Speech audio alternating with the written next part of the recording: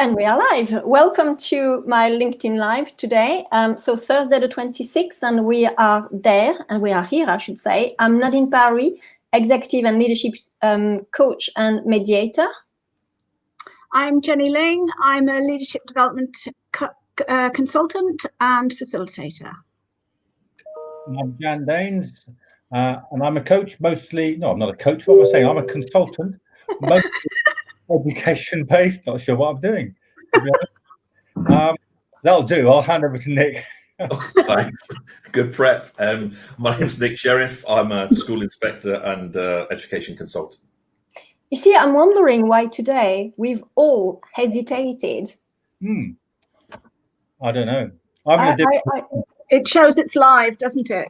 It does, you know. And today I was talking with somebody else. I did a training this morning with somebody called Janet Murray, and we were actually talking about doing live, like LinkedIn Live or on Instagram. You can do some live as well. And we were talking about progress vis-a-vis perfection. So it shows that, yes, we are live. So today we are going to be focusing on leading change in the workplace and how we lead change in the workplace being as important as ever. So same as last week, I've prepared a little blank, and our aim is to fill that blank with some ideas that we can give to people about leading change. I want to start perhaps by talking about McKinsey, who did some research a few years back on change programs and why 70% of them were failing. And I actually used that for a presentation that I did in Australia 2 years ago. And McKinsey said, following their research, that actually, yes, 70% of change programs are failing because 39% is due to employee resistance to change. And we've also got 33% because the management behavior doesn't support the change. Now, those are huge, actually, statistics, which from the beginning shows that change is doomed. So it'd be quite helpful to explore the resistance to change and the behavior of the managers, and I would say leaders as well, and all stakeholders actually, in terms of how we can navigate the change so that change can be successful. Because the purpose of our LinkedIn Live is not to just do another survey with the same results. The purpose of this LinkedIn Live is to give some advice and some ideas about how we can make change successful. And sometimes it's just about tweaking things. It's not necessarily about redoing everything. So anybody wants to start something? Say something? Yeah, I quite like to start. Can I start? Okay. Will that be all right? It's just in preparing for this. I'm working with an organisation currently that's going through a fairly major period of change, and it's painful. It's not probably it is a bit painful for me because I'm involved, but it's really painful for this organisation. And in reflecting on this and what's going on, this is possibly a slightly strange place to begin initially, but you know, the seeds for this pain. The seeds for the resistance towards change were sown a long time ago. They were sown in the way the organisation was led a long time ago. There was a lack of dissenting voices. I'm not talking about the change period now. I'm talking back in the past. So there was a lot of agreement. There's probably a bit of leader worship going on. So people weren't able to say. So consequently, the organisation didn't evolve in a healthy way. And then that went through a change of lack of preparation of new leaders, lack of nurture, lack of even recognition of that sort of process. And surprise, surprise, when you get to a point when change is, inevitable, the leadership realise that it's change or die. It's a difficult process. And And so I suppose, I mean, it seems a strange place to start, but the reason I thought it was useful is because it links with what you were saying, Nadine. I think if this organisation had taken stock, they would have decided that now was a bad time to begin to make such major changes, because they're just not set up to do so. They just haven't got resilience within the organisation to be able to see it through and to follow it through. So it links with that sort of timing that you alluded to. It's really interesting what you're saying, Jan, because I'm wondering if it shouldn't be mandatory in every organization to have a plan where it actually talks about change. I mean, normally we say, we have a 3 years plan, a 5 years plan. I mean, also at the moment, people don't really have a 5 years plan because of what is happening. So Yeah. we've been a little bit derailed, and we've had to go into a different direction.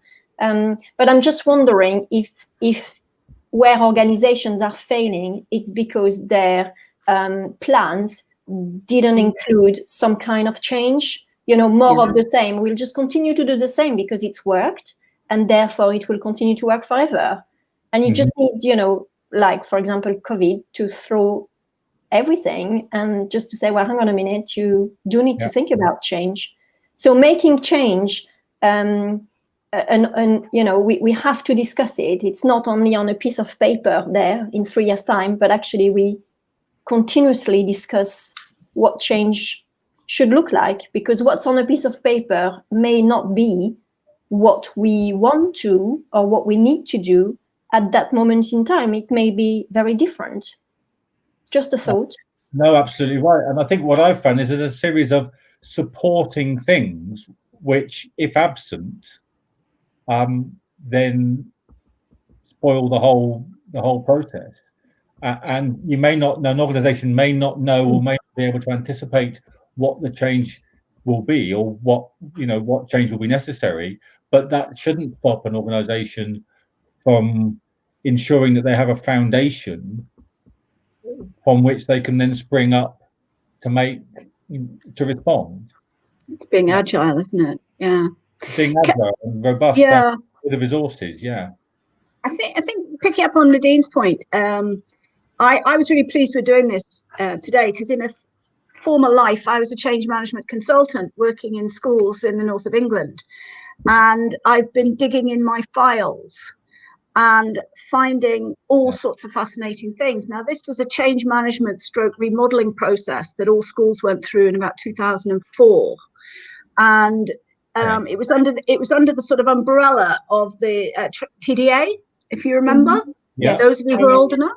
Yeah. And I knew that TDA had been disbanded some years ago, but I also know that stuff is archived. So I've had a good trawl through, and I remember learning the process about the tools to use and the planning format. And it was a very, very structured format to put into an organization to enable them to get through those statistics that you talked about. And I think that reflecting on what Jan's saying is that if change is just seen as a little ad hoc and, oh, well, we've got to do this because of such and such, then it becomes an extra thing. Whereas if it's a fully planned and integrated process and part of the organization, then you've got every organization, for instance, should have a change team. And that change team should be from the top down to the bottom, including, some kind of stakeholders within the team. And I think that if you follow a process, and if your organization is geared up to, change is inevitable, and the only way you're going to get anywhere different is to do something different. So it's inevitable, it will happen. Therefore, they need to be agile and robust at the same time to enable them to get some really good detailed plans in about what it's going to look like, who it's going to impact, who you've got to bring on board, how you get through the dip, and all the sort of the different stages that you need to go through. They need to be recognized and acknowledged. So I'm passionate for getting all that in place to enable organizations to actually enjoy it and achieve much more than they would do if they didn't have a really robust plan. Yeah, agile. Going back to your 39% of employees are resistant to change. I would say if you've done your homework, that shouldn't be a surprise. Linking it to last week, homeostasis is the comfort zone. And if you're moving people out of their comfort zone, they don't want to go there. That's not because they don't make the choice. Their brain is working against you change. So you've got to defeat that. And then I'm thinking, well, okay, well, why is the employee resistant? Their brain is naturally resistant. So maybe there's another bit here, which is how are they perceiving the change? Because I was reading something this week, they need to be ready to react to whatever's given to them so that they receive it in the right way. You know, like an email now with no smiley faces, it could be taken in lots of ways. And this notion maybe now that is change the modern landscape because things are just working too fast. I don't think I see change as being this unique thing and it comes up every now and again. I think it's part and parcel of doing business. And in my head just came a quote from when I was at uni in 1998 when I was doing leisure, right? Torkildsen, there is no such thing as normality, for normality is the position of yesterday. And I think there is this thing that, you know, people that say, if you traveled around the globe, started at one point, you went all the way around, would you come back to the same point? The answer is yes, relative to the Earth, but no, because the Earth's traveling through space and it would be one long spiral. So you get a sense that it's always moving. It is always changing. You just probably haven't thought about it like that. Yeah. But it also depends what the change is about, because sometimes you can plan the change, and to some extent, when change is planned, it's a little bit easier to communicate that to the people that you know in an organization. And there is the change that isn't planned. However, for me, the change that isn't planned is actually planned in the risk assessment document that is there. But I'm just wondering, how often do you share your risk assessment document with your employee? Because I remember us four, we were in Dubai when COVID struck, and we had I did a risk assessment for the organization that we were working with at that point.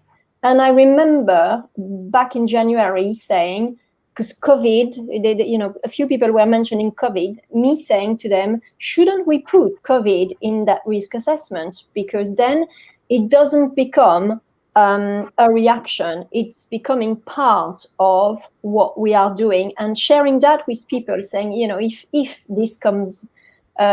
this becomes a real problem, then at least we've got a plan. Then it's not completely a change because you've already talked about it. So for me, it's the importance of the risk assessment document. I actually love those documents. Maybe I'm sad, right? But I just think that this document is as important as the strategic document of an organization. I'd also say, just to sort of side with the employee, if the change is good and it works, then why are you going to resist it? If the change is, half-baked and is not really relevant and no one's taken account how it applies to you, you're probably going to resist it. So I don't know that it's always the fault of the employee. Of course not. Don't you think, Nick, though, that you've got a spectrum of people's attitudes to change? Roger's adoption code talks about people varying from innovators at one end who are going to jump into it to the laggards at the other end who you don't need to bother with. And within that curve, you've got a whole spectrum of people who have different attitudes to change. And yourself, you've been in organizations where people just jump in and say, yeah, that's great. We're all for it. And they're the people who you perhaps focus on. Whereas there's some in the middle who, with a bit of persuasion and argument, who will see the benefit, can be worked with. Whereas there's a hardcore, and you must have been in schools where there's a hardcore of people who are not going to change, even if it's going to do them good. And I would say, though, I agree. Yeah. But imagine how that looks in a plan. So I see someone writing a lovely plan, but what they should do is be the football manager. Someone needs to kick up the backside. Someone needs their arm around them. Myriad of ways to get that message across to the right person so that they get the reaction. How many of those plans are scaled for each one of those people? Or is that just left to the manager to work out? I think communications is vital. And actually, Vicky Lim has just come in. And Vicky says, how is change being communicated, reflecting exactly what you're saying. But she also talks about employees not having the resilience to cope with accelerated change, leading to heightened stress and possible burnout, which I think is quite pertinent at the moment. She's saying we need to build resilience in to be able to bring the employees along, which is very interesting considering last week, resilience is exactly what we were talking about. And we're talking about change this week as a result of talking about resilience last week. I think that's it. I mean, I hadn't seen, Nadine put me onto Cotter and I read Cotter's stuff, but I'm just reminded then from Vicky, Cotter talks about the rush, the creative, come on, the buzz, let's get going. Yes, but you know, that's not going to work for all the staff. They may not be able to work at 100 miles an hour and make these huge changes as quickly as possible. So I think you're right. It's nuanced and communication is key.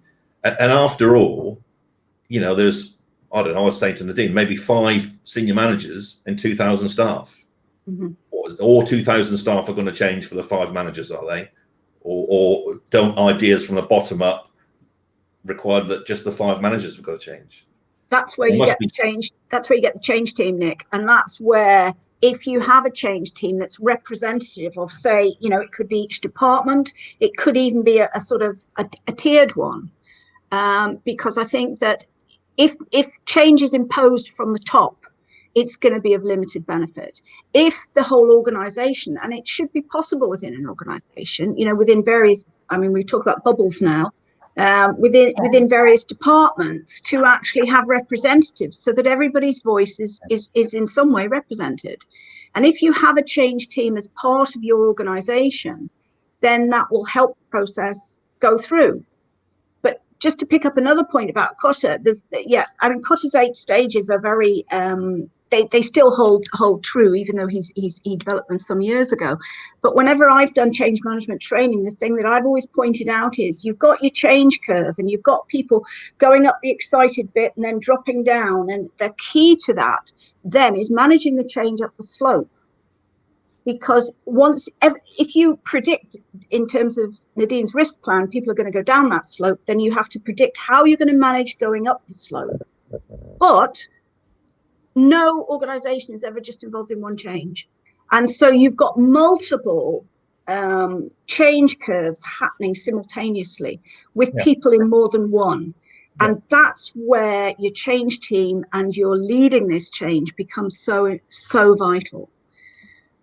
But at the moment, if we just look at organizations, they've had to go through strategic change because you know many have changed the mission, you know, of the organization. People have had to change how they are using technology. I mean, rapidly, all of us, we've had to accelerate how we are using Microsoft and everything else. So we've had to train and acquire new skills. We've also had to probably, you know, some of my clients have had to change roles and responsibilities as a result of what's happening. So they've been thrown in the deep end and they've not been trained for that. And, you know, at the end of the day, there is also what they called remedial change, where you're actually reacting to a problem. And here we are reacting to what's happening. So this is why, I mean, I'm going back to my risk assessment because I'm thinking if you've got that right, actually, you would never react in the way that we are reacting to what's happening. It's less of a surprise and you can prepare staff a lot better. I mean, I'm just saying, I'm just looking. I know, Jenny, today you're doing the question. I'm just going to come in with Vicky, saying again, how involved involved have employees in this process and planning stage of change? And I think, I mean, if somebody else wants to answer that, that's fine. But personally, I think it's absolutely vital that employees are involved in every stage, or representatives of employees. You know, it's quite often, it would be too unwieldy to have all employees involved, but representatives of employees who then go back. It's not just a one-way communication. It's finding out what the employees think, absorbing that into the plans, and then going back and connecting with them. So it's a two-way, it goes back to communication as well. That's what I think in terms of employees being involved. And Vicky, thank you. Your questions are great. Keep them coming. The organisations that are best set up to embrace change are those that obviously you need a hierarchy and an understanding of that. You need a hierarchy, but I guess you need a clear understanding of where responsibilities and things lie. But if as employees we see the responsibility for change as being only in the remit of those who are at the top of the organisation or leading it, then I think we're missing something there. I'm not necessarily saying the employees are missing something, although it effectively comes down to that. The people who are nurturing those and developing employees and people who within the workforce are missing a trick, because it's developing the attitudes throughout the organisation. And let's face it, it's exactly as Nick was saying. Change can happen at all series of levels throughout the organisation. It's still change. Okay, some of it might be much more major than others, but it's still change. And that attitude and that understanding that if you're seeking to bring about a change, one of the most powerful ways that you can communicate it is through modelling that change yourself, and encouraging others that are to be sort of change evangelists, people who get the change that you want to make, role model it, and that will start to then pervade the organisation. It needs to be led, of course, but there's an aspect to that communication that I think people often forget. Have you heard the phrase "act into a way of thinking"?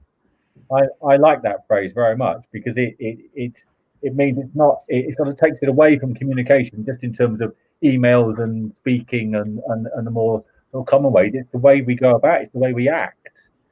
It's encourage people to think in a particular way that we want them to.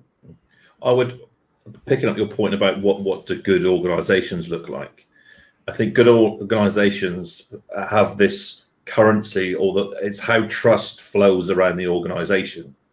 So let me give you an example you probably don't think of. When I was in the military, trust is devolved to the boots on the ground. So you have a plan, you have your risk assessment, and then you deploy.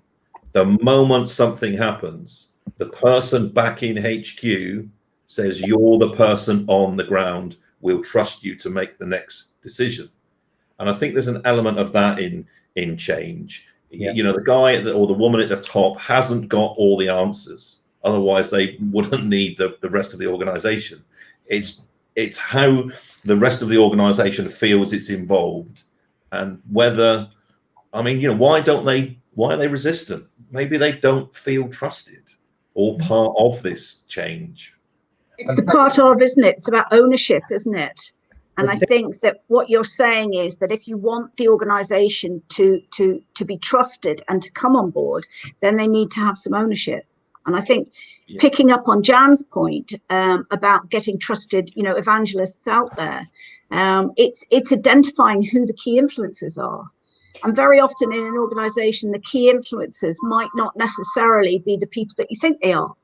And I mean, in the school situation, very often there would be a key parent who you knew, if you got that parent or that group of parents on board, they would become evangelical about the changes.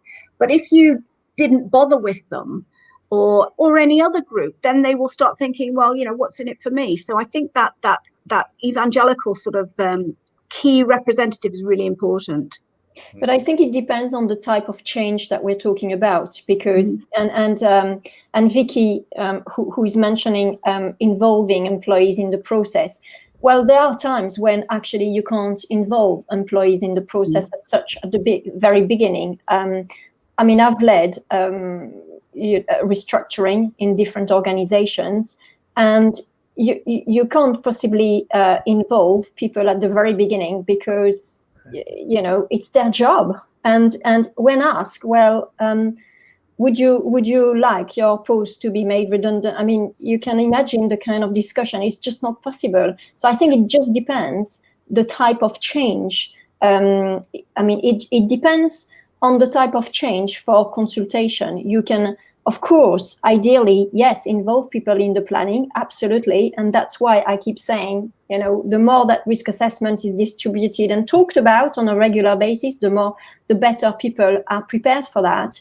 But there are, unfortunately, some changes, and many organizations at the moment are going through that with redundancies, where clearly it's done to the people, not with the people. So when it's done with the people, it's then late in the plan of redundancies, because, you know, we are trying to support those people in the best that we can.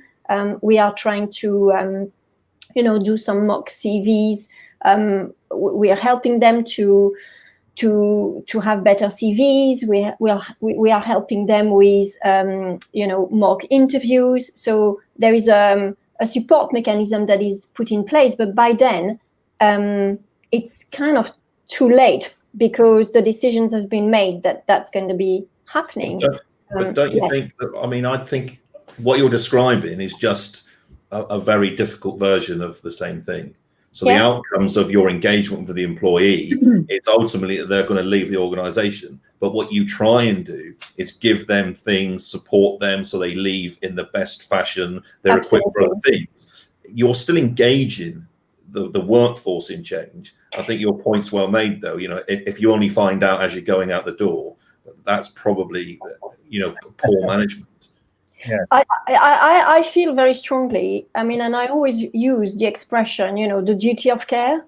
And for me, as somebody who's been at the top, you have a duty of care towards your employee. And it's always a very difficult decision to, you know, make anybody redundant, in any post redundant in your organization. But you have a duty of care until they exit your organization, to do everything you can to keep them somehow, and also keep them going. You know, you have a duty of care to their mental health, to their well-being, to everything. So I feel very strongly that depending on the type of the change, and no matter what type of change, you have to support your employees, and that will mean different kinds of communication, different types of communication. I absolutely agree with that. And I think, coming back to Jan, what you were saying about, you know, your top team role modeling the behavior and the attitude and the language, I think this is so important in this difficult moment, because you want to be impeccable in what you do until people are leaving the organization, and also for those who are staying. Because for those who are staying, it's equally traumatic to see their colleagues who 6 months ago, nobody had, you know, if you would have said to people, actually, we are going to be losing, you know, 60, 70 people within this organization, nobody would have thought of that. So now there is the difference between those who stay and those who go as part of this change. And leading that as a top leader is actually quite demanding. You have to be very resilient. Jan, you want to say something? You thought that I put in my hand up. Yeah, you did. That's cool again. Well, I've always felt it's been helpful to think of change, particularly big, significant change, like the one you described a little while ago, as a series of smaller changes.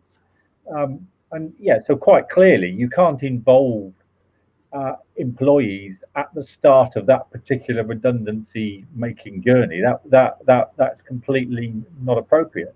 However, when it becomes clear what is going to happen, as in what the shape of that change is like overall. You can then begin to identify some of the smaller changes, and then you can begin to apply your duty of care and work within employees. And don't forget that at the end of the process, there's people left behind. Quite often we neglect those who are left behind after the change juggernaut has sort of worked its way through. And what a surprise, the change hasn't achieved the thing that we hoped perhaps it would do, because what we've done is neglected to support those who are, well, actually going to need to deliver the changed scenario, the change setting. So I just think breaking a bigger change into micro changes of various sizes, which then kind of disseminate through an organisation, is a really sensible thing to do. Yeah. Do you see? Go on, Jenny. Sorry. Okay, I think it's also about being transparent. You might not be able to involve everybody in all the discussions, but it's really important to be transparent about why these decisions are being made and communicating these to people. Because I think if people feel they know the rationale why this is happening, very often it's actually out of the leaders of the organization's hands. There's some external factor that's meant that these redundancies or changes have got to be made. And just to pick up a point that Vicky's made, she's talking again about back to the importance of resilience and building resilience through the organization. And I think that if you have got a resilient organization and one that has Nadine's plans and has the risk assessment attached to them all, then the whole process, no matter what's thrown at you, if you've got those characteristics as an organization, you are better equipped to be able to move forward.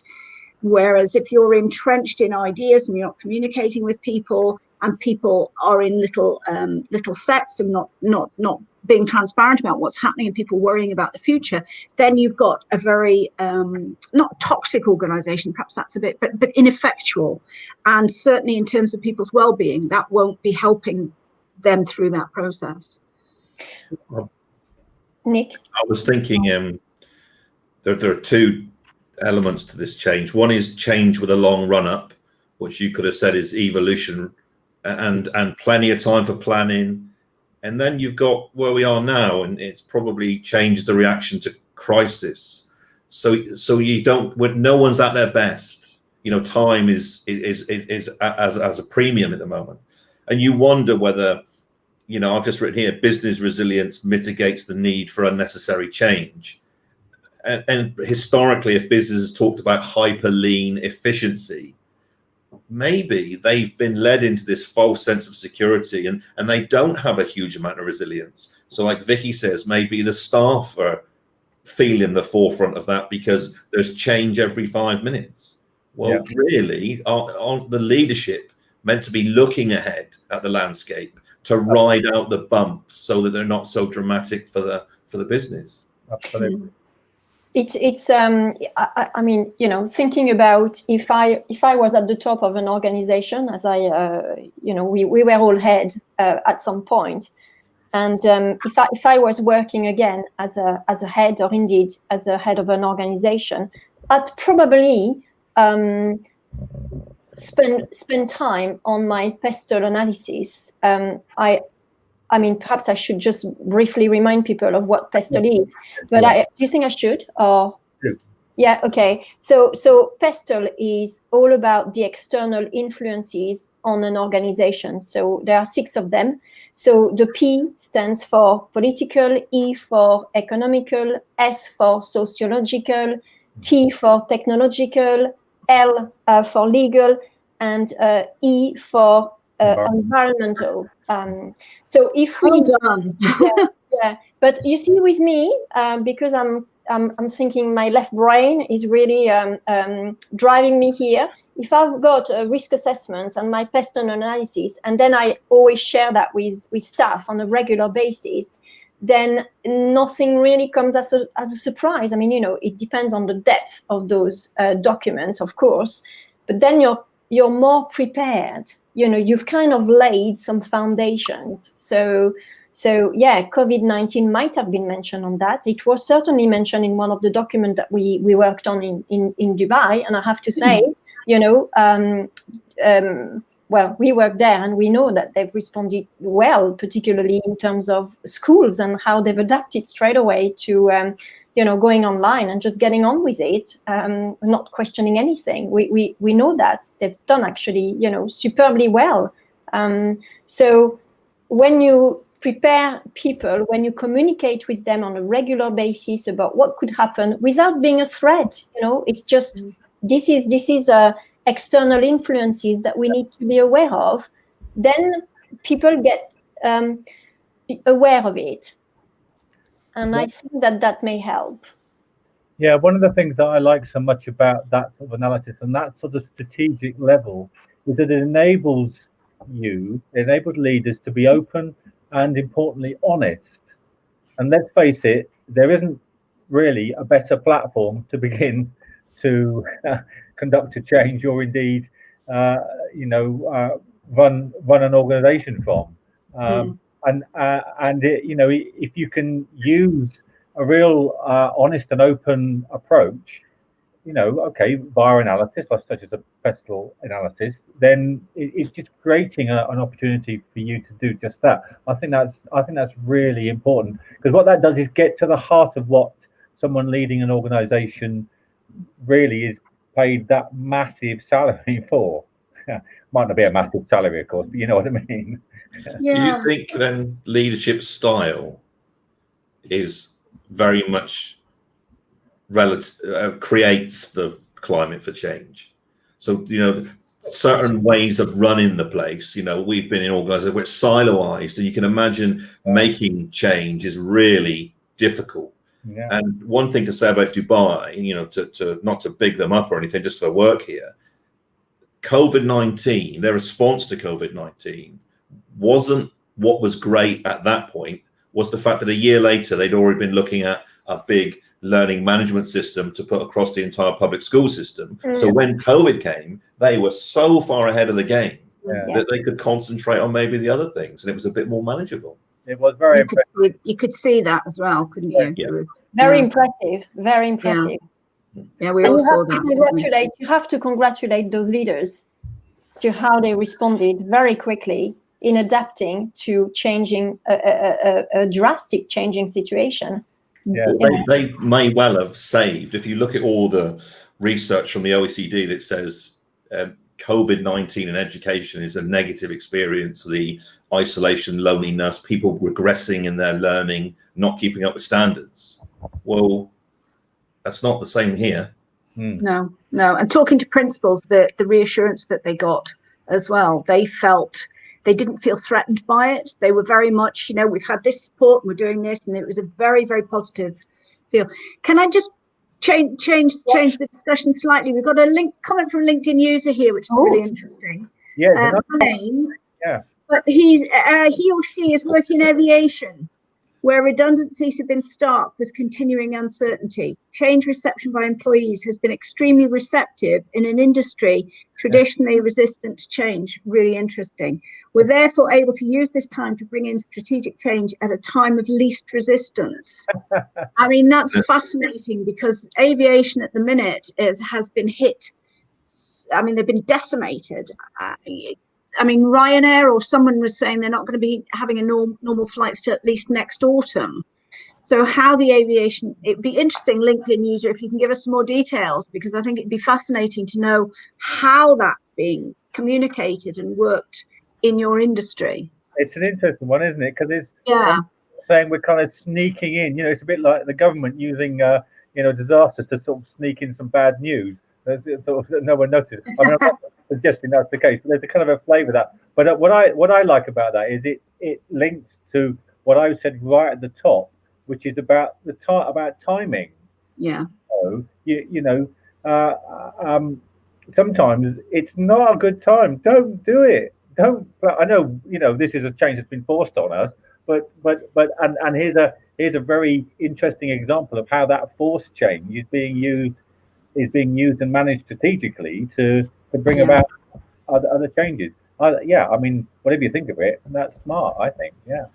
I'm reminded of a phrase I've got here now: necessity is the mother of invention. Oh, yeah. And I think many people, organizations that were quite resistant to change, they didn't have a choice. And what you're sort of wondering now is, bad organization before attempts change, i.e. surprised that didn't go well for, the workforce. I think Nadine's point's worth dwelling on. You almost have to prepare for change as a process, as a concept. So we sort of run that up in the organization and everyone knows the role they'll play just in case it happens. I think leaving it and saying, right, we're going to make some changes. By the way, here's a brand new set of processes. I'm not sure that's really change management. I think not enough time is spent on. I come back to my the pest owner analysis or the risk assessment. I think not enough time is spent on that. We spend a lot of time on strategic documents, the big strategic documents and the priorities and the lovely values, and the mission. And if you look at many organizations, that's really very well defined. But sometimes when I go onto some websites, because I work with their company and I want to know a little bit more about, what's the risk, I can't find anything. And I think it may be, I don't know, but it may be just worth it spending more time looking at, so what could happen actually, and investing in a team looking at that, because those are real threats, I mean, we're into COVID, so we know more now about COVID, but what about, is there something else that could actually strike in such a powerful way as we've been, hit by COVID? I mean, what are the other threats that we should be concerned about, and can we talk about them within organizations, not only producing white papers and, lovely blogs on websites, but actually sharing that with employees and saying to them, this is potentially what we are facing. Yeah, there's something running through my mind, actually. One is it possible to do this in a generic way? Because obviously the capacity of an organization limits the extent to which they can do that they can look into the future. One of my friends works for an organization that builds and runs nuclear power stations, and he's part of a team, and get this, they're looking up to 10,000 years into the future. Now, how they do that, yeah, that's what they're doing. They're looking to predict events, the likelihood of events, and prepare. And I hope I've got this right, Mike. But there's a place being built in the UK, and they've raised the level of that 4 meters. They built the entire site up 4 meters. Think about that. Amazing. Meters. And then they're building the plan is to build. I hope I've got that kind of right. Because of climate change, Jan. Yeah. Because of that, because they are fairly sure. And obviously, you didn't need to look 10,000 years ahead to realise that sea levels might rise. But I mean, how about that for an organisation that's looking into the future for change? But of course, my school couldn't have done that. The business in the middle of town can't do that. They want the capacity to look. Isn't that about scale, though? Isn't that about scale? Because I would argue that most or any, I don't know, you decide, organizations have the ability to be creative and agile and reactive, if not proactive, so that the businesses that you see at the moment that are thriving, I mean, some just happen to be in the right place at the right time, but some of them are actually being incredibly creative in how they're changing their modus operandi. I mean, you think of pubs, we've just been put into tier 3, which means the pubs are still closed and will be for the foreseeable future. But the way pubs are getting round this by, they're active on internet. They have little trucks outside. They're doing takeaways. They're getting people to join in virtual dinner parties. And, the pubs and the organizations that are reacting to this present crisis in an imaginative and creative way, without the sort of, we don't do that because we do this, but you can't do this anymore. So I do feel that creativity, and it's risk taking as well, because they may not have a strategic plan to do takeaways, you know, or to do tea. You see tea baskets, you know, you can buy your own tea basket and things like that. They won't have had those in the plans, but they've been agile enough to respond to the need to change what they do. And whether we'll ever go back to having the same, everybody going into an office and, you know, pubs just doing what pubs do, I don't know. I would probably, taking Nadine's point, say you probably need to spend time looking at who the disruptors are in your industry, and they'll be around, you know, and why they're doing what they're doing. But the disruptor for all of us on the back of COVID is technology. And when Jan, you were saying about, you know, this thinking 10,000 years ahead, whatever. Well, I've got a friend who works nuclear submarines. What's built into nuclear submarines is elements of redundancy. So they, you know, that means system failure before the whole thing falls over. And you wonder whether a resilient business has to look at how much redundancy, not getting rid of people, but how many things can go wrong or be different enough before it affects the core business. And I just wrote down here, I mean, by the way, even the military war game, and I hear politicians were gaming Brexit and all the potential outcomes to see what might happen. So I think the principle of looking ahead is there, but I think no business deserves to stay as of right. I think you have to earn your position as a business, and change is, can I change something and stay broadly the same business to keep up? And then, do you know what? You might have to completely throw away what you're doing and start again. And that might be a really good decision. There's no, life doesn't owe you anything. And I think, you know, sooner you realize that, sooner maybe you're a little bit more resilient and willing to accept something different.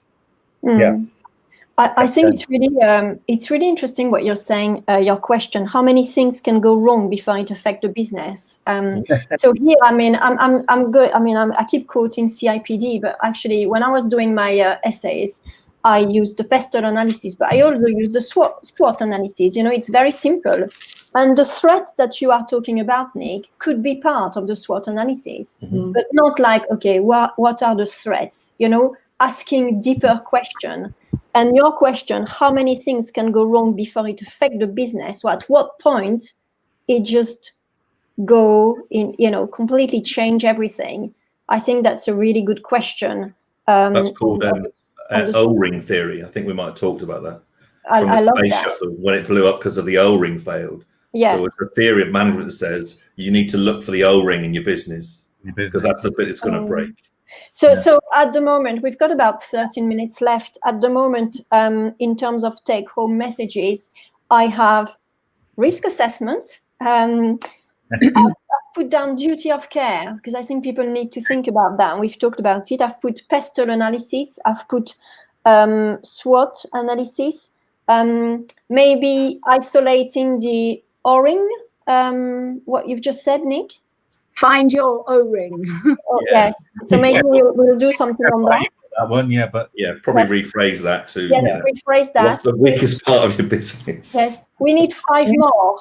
Something about timing and priorities, I think. Yeah. In terms of, can you expand? Is this the season to make the change that you're proposing to make? You know, is this the right time? You know, so that's been underlined by our Mr. or Mrs. LinkedIn user here. Yeah. But the thing that I sort of said at the top, and you know, organisations have seasons, don't they? And summer season maybe or maybe not the time to. I don't mean summer. I mean summer season with an organisation and stuff. Do you think as well that season bit I'd stretch it to cycles? Yeah, you know, definitely. Because it's COVID. Definitely. I don't think this is unique. When we moved from the horse to the motor car, the same thing happened, didn't it? We didn't say, well, let's hang on to all the horse businesses. Everyone pretty much in, I think, about 2 years jumped to cars. Yeah. So maybe it's a cycle. Not everybody, but yeah. We've got 4 more. Okay. 11 minutes, 4 more. Communication, transparent, including role modeling. Inclusive. Including modeling. And I would also put something about a change team being an integral part of the organisation. Mm-hmm. You see, Jenny, representative from all aspects. Yeah, when you say change team, do you mean a team that is separate from everybody and that is constantly looking at? No, you mean a team that is absorbed in every department. So one person in each department. That has a sort of, it could be a watching brief if that's, or they could actually have a very much a leadership brief. So their brief would depend on where the organisation was in terms of their change. Yeah. But if you've got it as a constant, then it's not suddenly going to have to be, well, COVID's come, quick, let's get a group of people together to sort this out. So it's really important, I think, that should be integral. Okay. So we need 2 more. Have we got something about relationships in there? I think that if you are managing change with a group of people in an organization, that is when your relationship chickens come home to roost, if that's not too much of a mixed metaphor. You know, you need to know your people, to know where their stress points are. You need to be able to anticipate the issues that will arise. You need to be able to plan approaches, develop support options, a whole series of things. Open channels of communication. There's a whole series of things which you can only do if you have developed the right relationships with the people. Exactly. And you know what? It really irritates me, actually. And I will say that it really irritates me when now some organizations are offering virtual coffee to their employees, right? To get to know them better. I feel like saying you've missed the boat here. That, you should have got to know them better before than virtually, which is, it's bad enough to be on Zoom and everything. People are not necessarily going to open up virtually just now because we need to know our employee. So I think, Jan, your point is really, really good. Get to know. I think it is too, yeah. Yeah, really. Thank you. I think there is something around giving people a voice, but from a leadership perspective, like trawling for that voice. You get people to tell you where the weaknesses are. If something's going to go wrong, where is it in their department? But you've got to go looking for that. You just can't think, well, they'll tell me when they see the problem. But doesn't that depend on the culture, Nick? Because, I think somebody mentioned unions and, people, it depends on the organization. There might be some very open communication and people share opinions and it's fine. Good relationship with unions in organizations, and that's fine. But if I take the example of school, when was the last time a principal was actually in the classroom teaching? There are things in a COVID environment, for instance, that only a teacher knows. This leader now has no concept of how that's working, and I think it's beholden upon leadership to go looking. You're right. You can't wait for the bottom-up scenario because in a union system that won't work. But I think a leader could go and ask. And I think depending on the quality of the organization, the trust and how they lead, they are likely to get a result. They may not like the result, but they're going to get a result.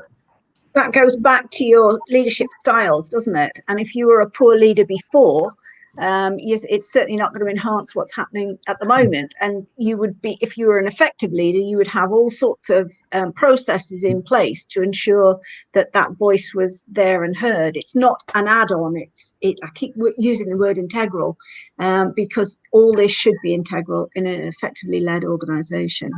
Yeah, absolutely. But lots of things are suddenly more difficult. I was just going to say, lots of things are suddenly more difficult, aren't they? Because leaders are forced to operate in a slightly different way, and it's a threat. So it's like the restaurant that had walk-in customers now, and now has turned itself into a takeaway business. Never thought of that before. You wonder, how did that come about? Was that sort of the necessities, the mother of invention, or did some bright spark in the organization say, hey, do you know what? But felt like they could say, do you know what? And weren't going to get laughed out of town, batted down, and a leadership team that were thinking the experts in my organization are at the chalk face. Yeah. But I'd just like to... Yeah, sorry, Jenny, go. I'd just like to bring in the LinkedIn user who's now identified himself as Nicholas Jackets. Yeah, Senior HR advisor in Menzies Aviation in Gatwick. Wow, you know, the issues in terms of change that you must be facing must be phenomenal. Yes. It would be really interesting to involve you more in this conversation. Yes, it would. How can we get in touch with you, Nicholas Jackets? How can we? It says LinkedIn user. Yeah, so but he's identified himself. Yes, so thanks a lot, Nicola. Maybe we'll communicate afterwards. We will. What the new airport looks like, and is it really just a hospital with planes? Yes. And that's interesting. Vicky's now saying, I've witnessed more command and control leadership. Arguably, this could be through external pressures. And I think that goes back to Nick's point about leadership styles. And I think that the command and control, the organizations, or certainly the schools recently that have had command and control type leadership, seem to have less doubt because they're being told which way to go. Now, that wouldn't make me feel necessarily comfortable because that's not my style of leadership. But I think command and control is known to be effective in terms of emergencies.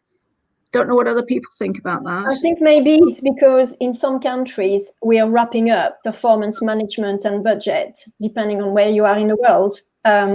So, you know, there's no doubt organizations will have spent a lot of money equipping their organization with technology, training people on how using that technology, and perhaps recruiting people as well that, they need to have. This has a cost. And now we are in December, and for some countries, review time, performance management is wrapped up, budget is finalized, and then, people are under pressure. There is absolutely no doubt. Yeah. How are we with the 10, Nadine? Have we got 10?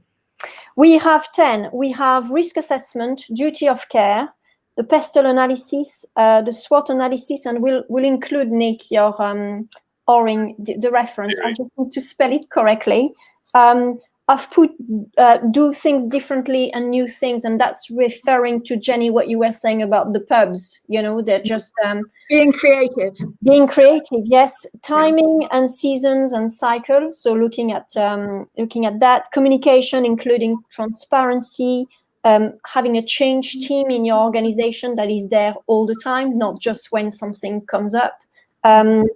Relationship, looking at how you are building relationships, true, meaningful relationship in your organization. So know your people to know their stress trigger, and giving people a voice. I just wanted to say, yes. I just wanted to add something, is thinking about what Vicky wrote earlier about resilience. Change is not just about you working for a company and the company changing. Changing could also be about you. Maybe it's time for you to move on from the company. Maybe it doesn't work for you anymore. Maybe there are new opportunities for you. I think the principles of change apply to you, the individual, equally as they apply to a company reacting to a change in the sector. And I think that's about removing blinkers, because I think it's very easy to go, this is what I do, this is who I am, and not actually be able to see what's just there because you've got a blinker in the way. I think that's like people and organisations. Yeah, some people are like that, aren't they? That's the way. That's their sort of comfort. There's a comfort there, isn't there? I know I can do this stuff that's in here. It wouldn't be a good week if I don't have a sports reference. In the Ajax development team, if you want to be a striker, you have to spend 6 months as a goalkeeper, because their view is, how can you be a good striker if you don't know what's going on in the mind of the goalkeeper? Brilliant. Can I just quickly ask Vicky and Nicholas if they've got any that they would add to that 10? So even if you don't get it up in time before we come offline, we can certainly look at it once we're offline. And Mark, thanks for joining us. Yes, relationships are definitely at the core. Mark Ryan is from Dubai, actually. Mark was on the leadership conference with Lisa Grace. He was a speaker. He's a Dubai teacher, yes, I know his name.